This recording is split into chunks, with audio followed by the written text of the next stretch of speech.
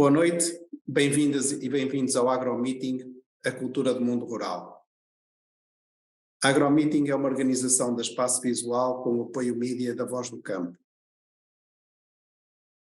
Este é o espaço digital quinzenal em que a Espaço Visual quer mostrar o que se faz bem no mundo rural, os seus agentes e quem é massa crítica, quem tem opinião que interessa para ficarmos mais capacitados sobre as agriculturas de Portugal, turismo em espaço rural, mundo rural e a sua sustentabilidade. O AgroMeeting de hoje é uma conversa com Manuel Cardoso. Passo a apresentar o nosso convidado. Manuel Cardoso reside em Trás-os-Montes, médico veterinário, pós-graduado em Ciências Agrárias e em Gestão e Conservação da Natureza, além de dirigente associativo e docente ligado ao mundo rural. Foi diretor regional de Agricultura do Norte de 2011 a 2018 e vice-presidente do Instituto da Vinha e do Vinho de 2019 a 2021. É consultor e escritor. Tem sido colaborador do EGAS e do Agroportal, entre outros, gostando de explorar ideias e propor soluções fora da caixa para as perspectivas sobre o interior, o campo e a vida no futuro.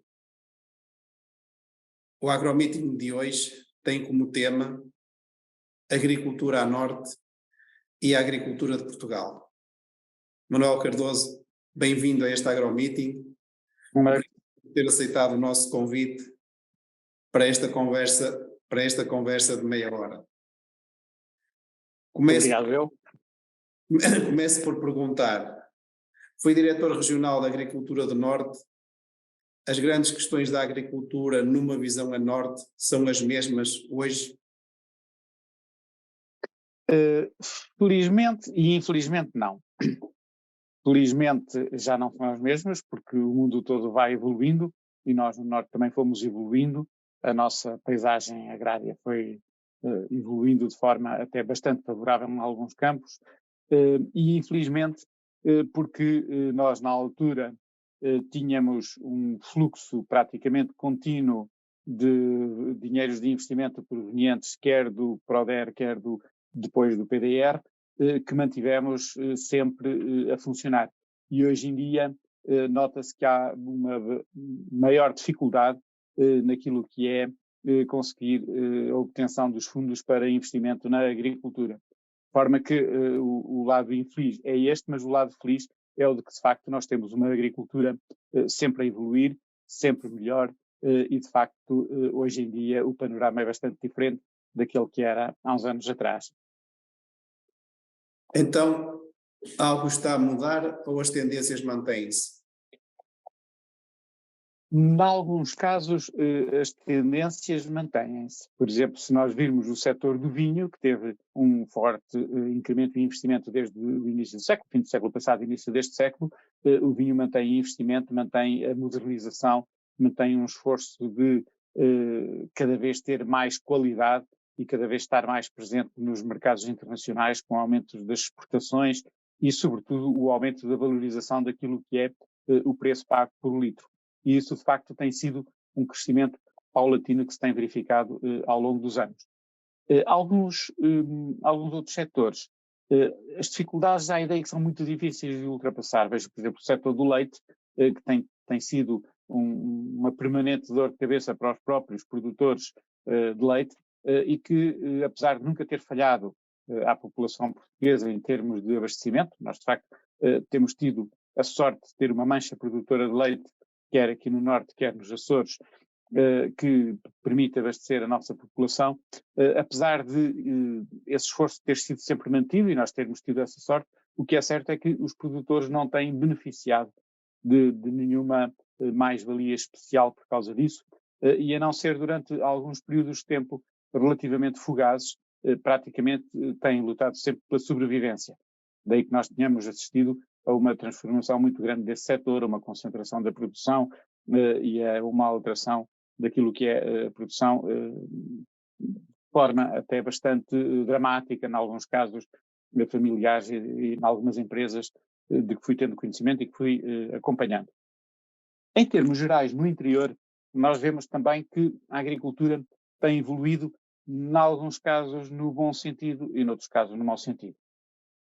No bom sentido, na medida em que nós vemos o campo mais trabalhado, vemos mais investimento, vemos mais plantações, vemos mais a paisagem mais, de alguma maneira, humanizada com quer produções de castanheiro, quer produções de olival, quer a integração, inclusivamente, de novas tecnologias que têm sido introduzidas aqui e ali, tanto nos olivais como nas fruteiras, como nos hortícolas, como na produção de frutos frescos, e, portanto, nesse aspecto são lados positivos. O lado negativo é o de que, por outro lado, nós temos muito menos gente no interior, muito menos presença humana no campo.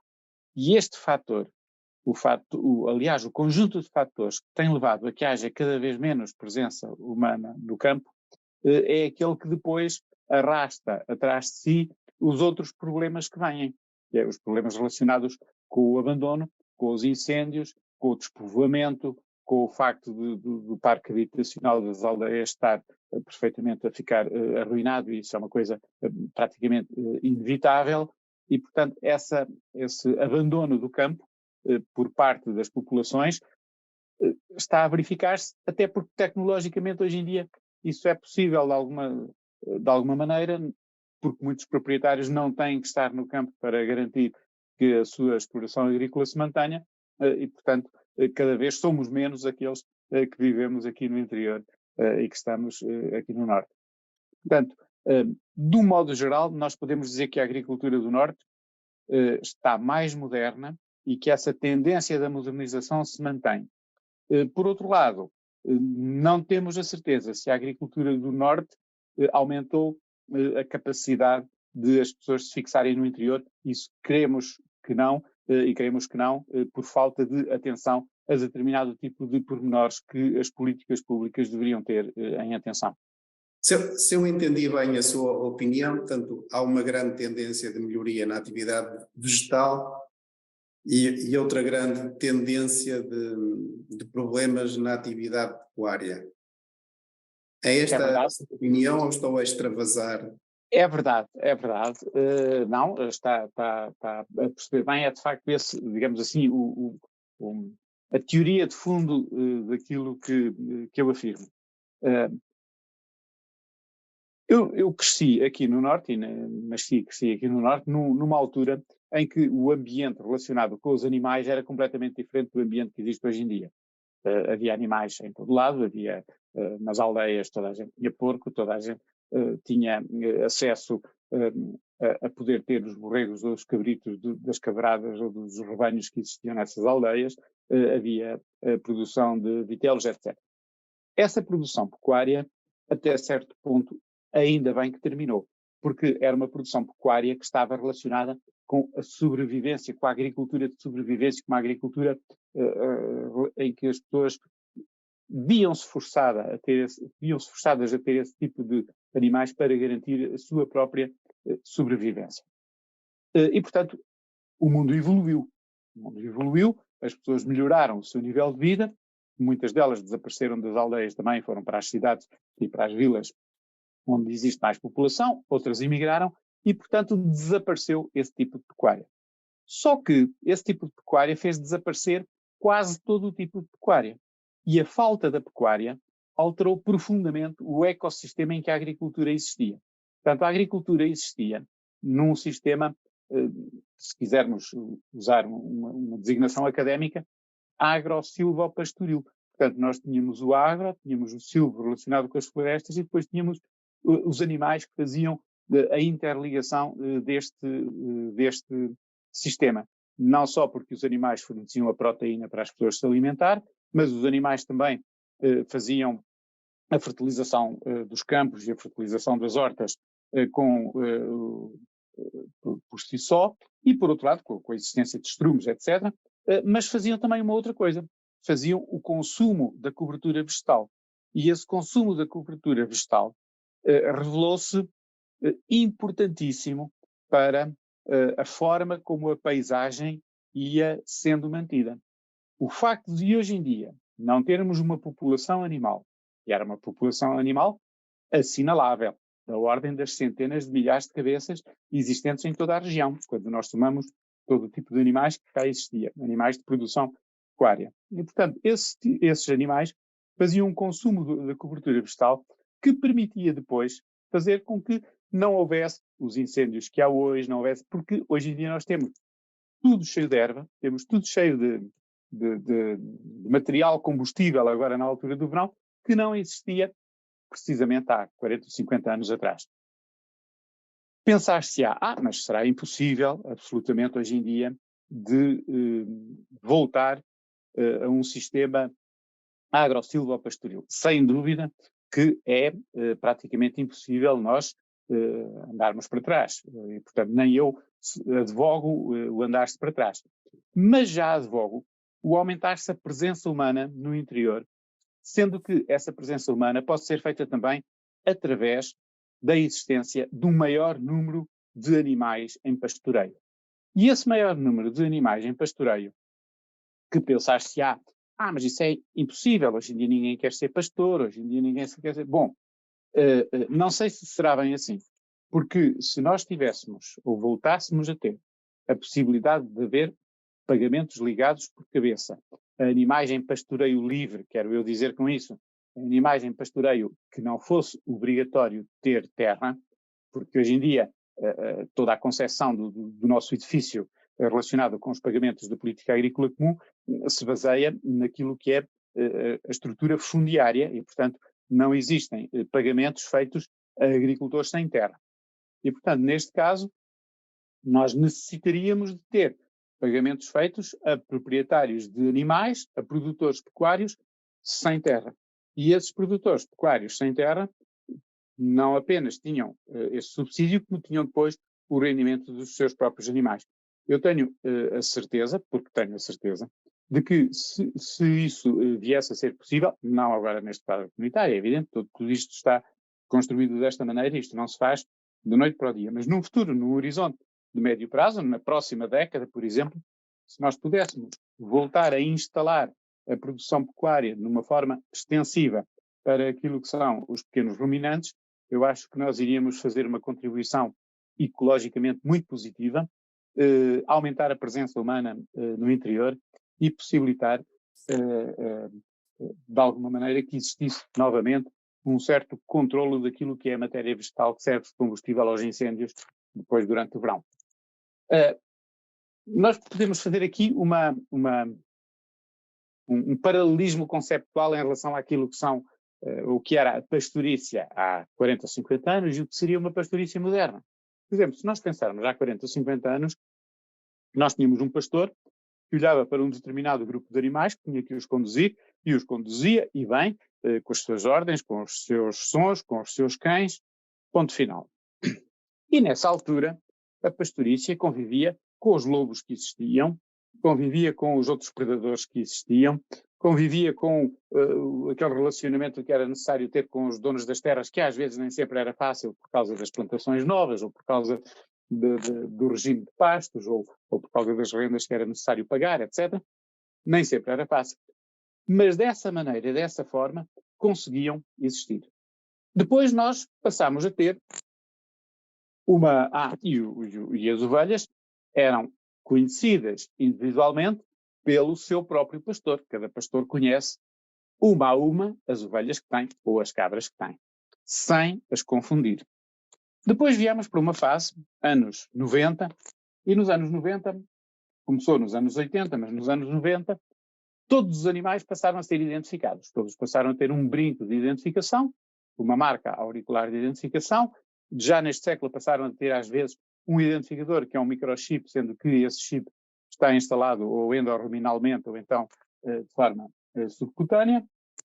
E, portanto, todos os animais neste momento estão identificados um a um. Ou seja, é perfeitamente possível, através de aplicações eletrónicas, nós fazermos a identificação dos animais. Já não é necessário conhecermos um a um, como antes os antigos pastores.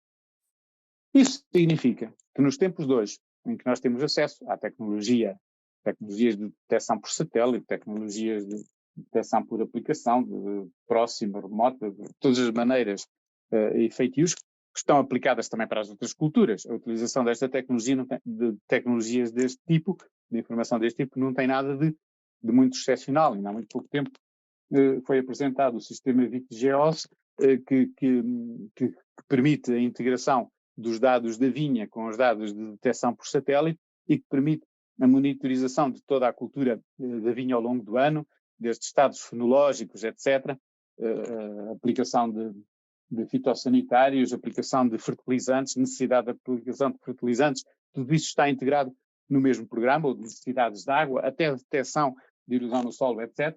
E esse sistema ultramoderno funciona para a vinha. Bom, para os animais também é possível funcionar. E, portanto, hoje em dia, nós teríamos uma pastorícia com esses animais em que nós, no momento, conseguimos saber em que sítio é que estão as ovelhas, quando é que não estão, se eventualmente estão a ser atacadas por algum predador ou não estão. Tudo isso seria possível de uma forma moderna. Sendo possível de uma forma moderna, é possível com muito menos esforço do que era antigamente. Se é possível com muito menos esforço do que era antigamente e com muitíssimo menos riscos do que era antigamente, porque hoje em dia temos os seguros que permitiriam suprir uma série de problemas que existem relacionados com os animais, quer relacionados com os prejuízos que eventualmente os animais causam, se houver acidentes com esses animais, ou se houver invasão de uma cultura não autorizada, etc., como também os seguros em relação aos próprios animais, quando são atacados por predadores, etc.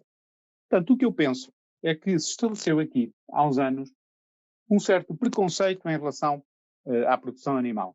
E esse preconceito seria facilmente desmontável, hoje em dia, se nós nos dedicássemos, de alguma maneira, a importar para o nosso país tecnologias que existem relacionadas com o pastoreio extensivo noutros países e com grande sucesso e que nós poderíamos ter aqui nas zonas do interior. Até porque os animais são necessários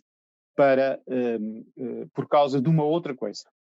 E é uma coisa muitíssimo importante, que é o seguinte: um dos pilares de que se diz em que assentará, de alguma maneira, a manutenção das populações do interior ou do regresso ao campo de algumas populações é o turismo. Certíssimo.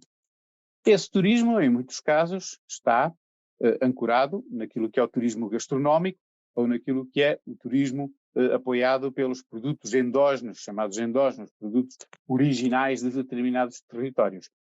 Perfeitamente de acordo. Portanto, as pessoas, quando vêm atrás dos montes, esperam poder comer uma posta à mirandesa, esperam poder comer carne da rosã, esperam poder comer coisas desse tipo.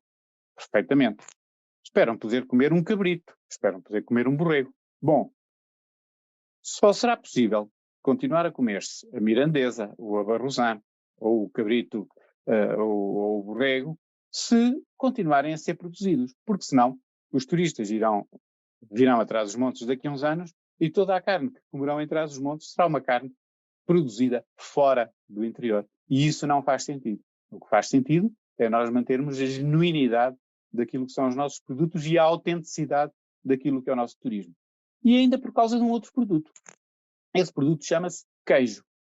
O produto queijo necessita de uma matéria-prima que é o leite. E a matéria-prima que é o leite, não há outra maneira de o produzir de forma genuína, de forma autêntica, de forma a podermos garantir a rastreabilidade de todo o produto e de que os turistas ou os consumidores consomem queijos a sério, produtos a sério, se não for produzido com o leite de que esse queijo diz que é feito. Portanto, quando nós temos um queijo terrincho, quando nós temos um queijo da Serra da Estrela, quando nós temos um queijo produzido de forma mais ou menos artesanal, mais ou menos industrial nas nossas queijarias do interior, é expectável que esse queijo seja produzido com leite produzido nos rebanhos que andam aqui no interior das raças de ovelhas a cujo queijo se refere esse rótulo típico aplicado e que os turistas e os autóctonos e todas as pessoas que assim o queiram consomem. Ora, esse problema da produção de leite, que é um problema neste momento, tem que ser garantido de alguma maneira para o futuro, e a única maneira de o garantir é se houver a existência de animais. Ora, não tem havido uma política dirigida para um fomento pecuário. Talvez a expressão seja entendida por alguns como um bocado antiquada, mas eu quero utilizá-la no verdadeiro sentido, no sentido gramatical e sintático do termo. Não tem havido uma política virada para um fomento pecuário que permita manter e aumentar a produção animal para que haja aumento da produção de queijo, aumento da produção de carne, manutenção da produção de leite e de carne das raças do interior. E isso é muitíssimo importante. Ou se acautela neste momento, ou daqui a 10 anos, nós não vamos ter mais nada disso. Mas não lhe parece que falta ir um bocadinho mais fundo na questão da atividade pecuária? Isto é, estamos a falar de uma atividade que tem de ser exercida 365 dias por ano. Muitas vezes não é compatível com a estrutura fundiária que temos, e estrutura fundiária esta no aspecto de exploração do acesso à terra. Mas mais que tudo também é uma atividade que não gera valor acrescentado, ou seja, apesar de ter uma forte componente de incentivos não reembolsáveis, na minha perspectiva falta determinar o valor adequado para que quem desenvolve a atividade possa ter uma vida digna. Não acha que este tipo de políticas não poderia ser mais eficaz?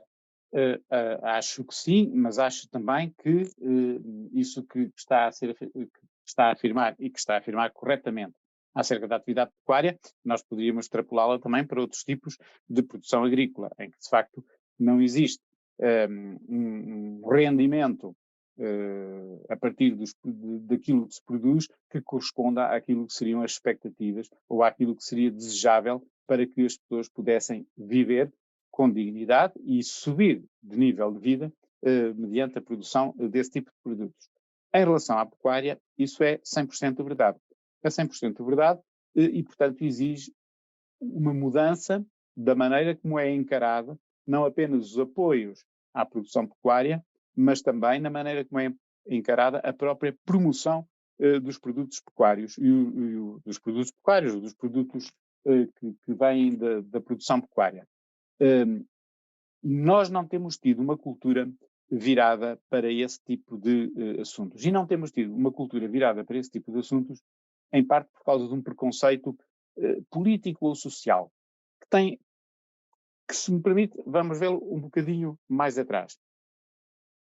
As pessoas hoje em dia estão muito desligadas daquilo que é a vida no campo e não faz parte dos programas escolares nada que seja voltado para uma verdadeira vida no campo, despida de preconceitos, ou voltada para uma verdadeira vida, neste caso, relacionada com os animais de produção.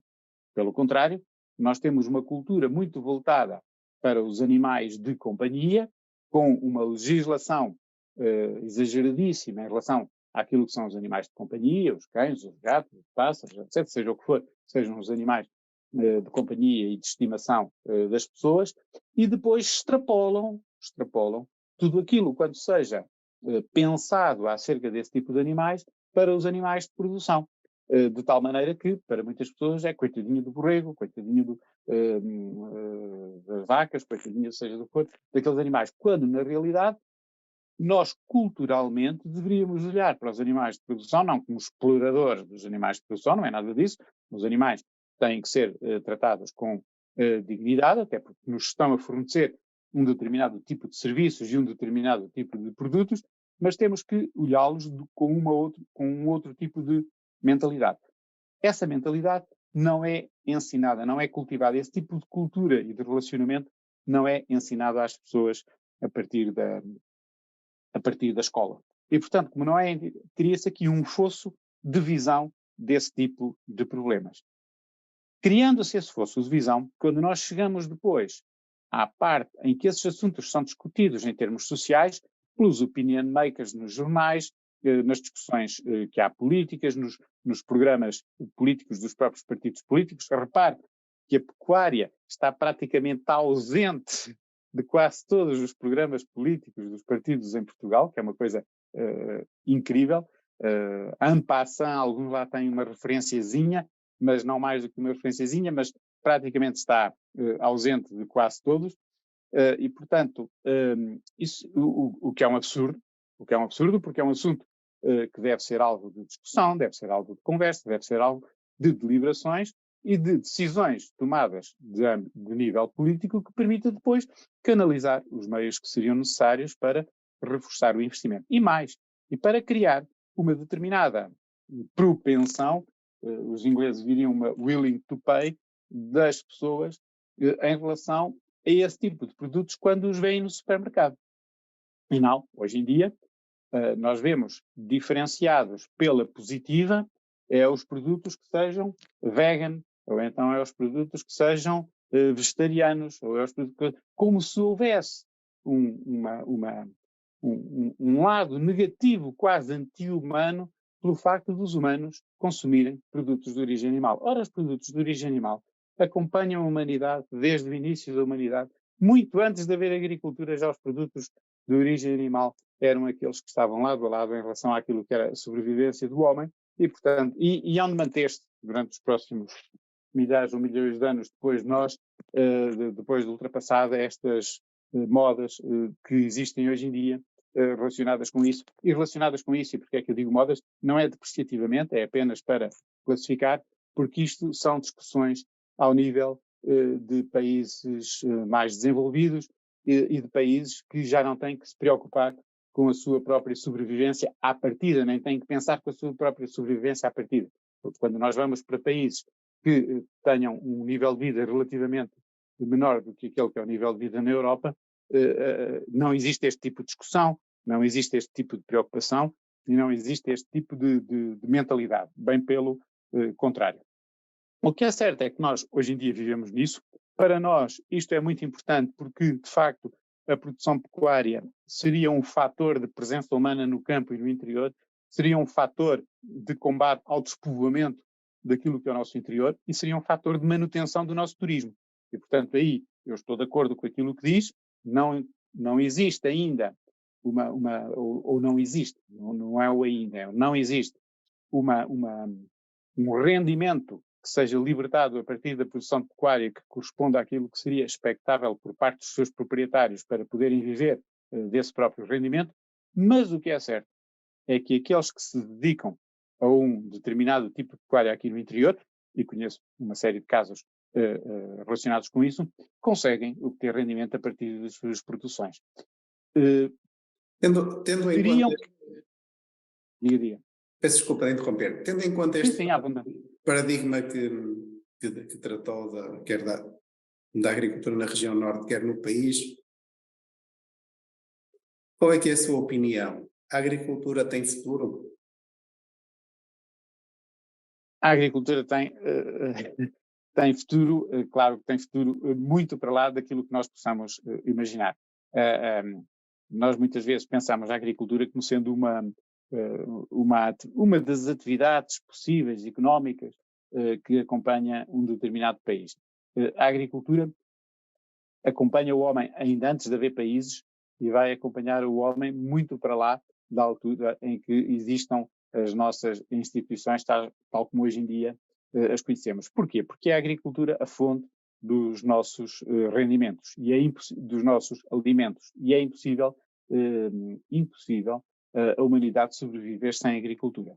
Agora, o futuro da agricultura cá em Portugal debate-se neste momento com algumas incógnitas, ou melhor, não são incógnitas, porque aliás são bem conhecidos, mas debate-se com alguns problemas que urge resolver a muito curto prazo, urge decidir sobretudo sobre eles.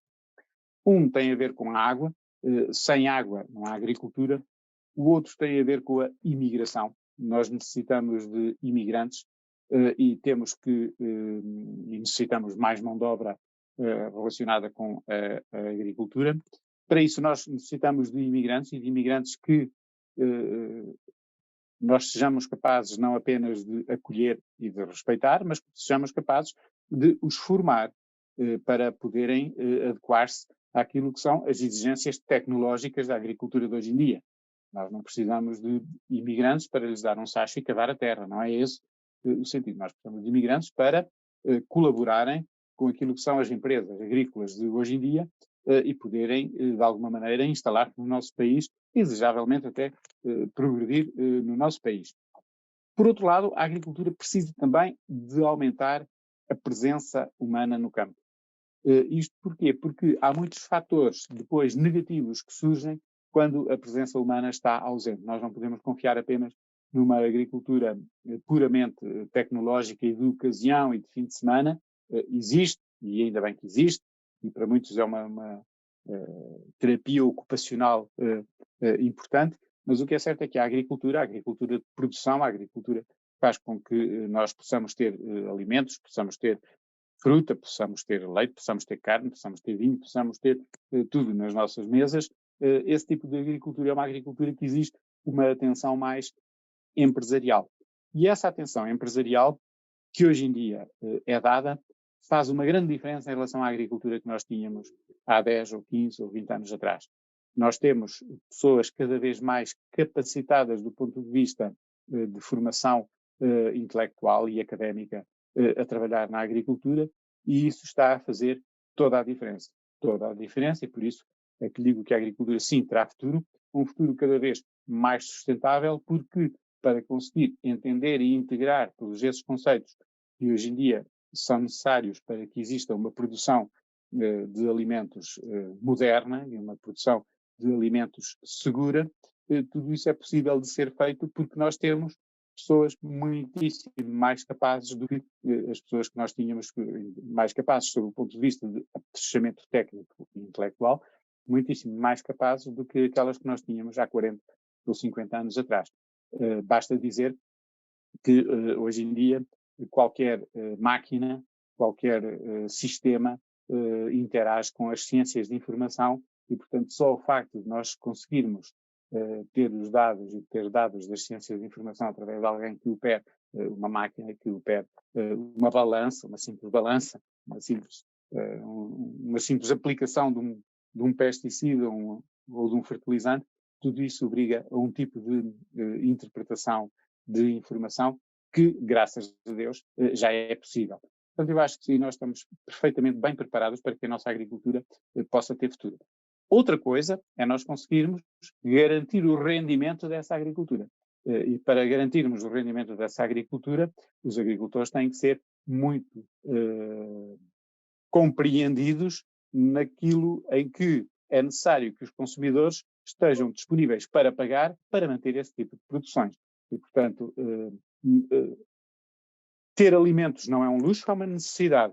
Mas o que é certo é que ter alimentos com determinado tipo de garantias e com determinado tipo de qualidade, isso tem que ser pago.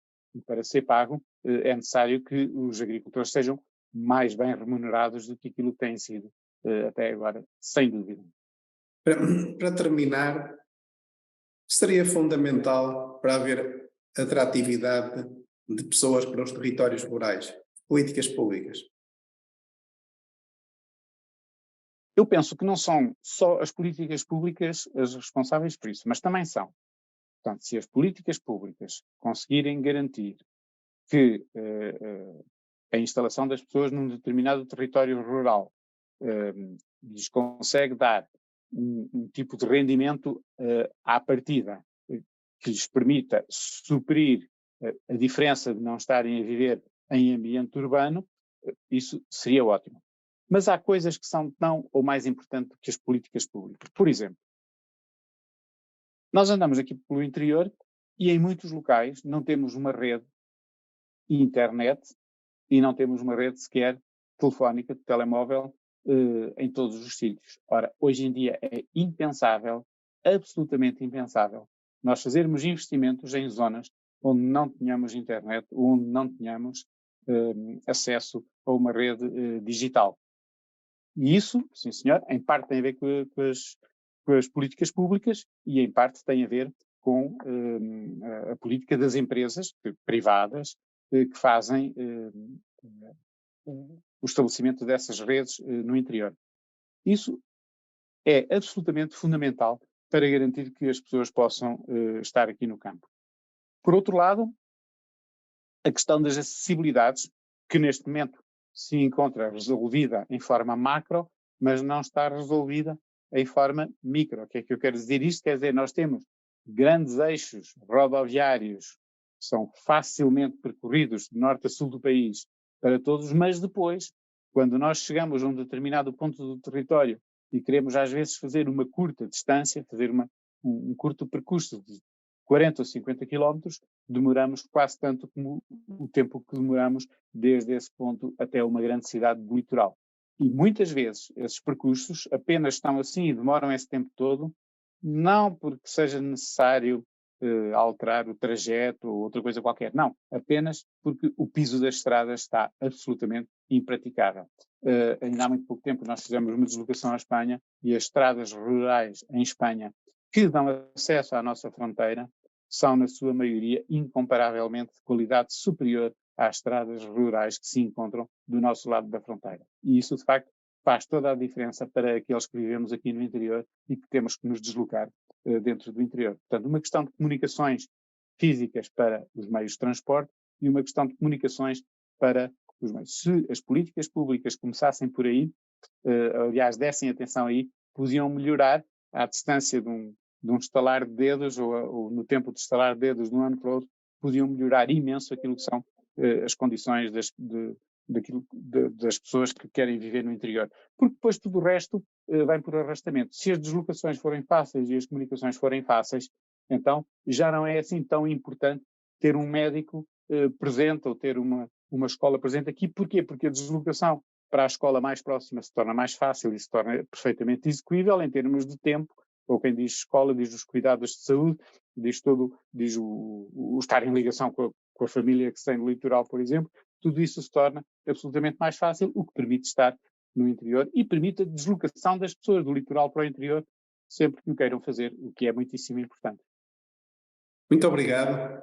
O tempo aqui passou-se É verdade, passou-se muito rápido. Muito obrigado eu por Nestes temas da esta agricultura. conversa. Espero que me tenha feito entender e um bom dia, uma boa noite, aliás, para todos. Muito obrigado. Muito obrigado.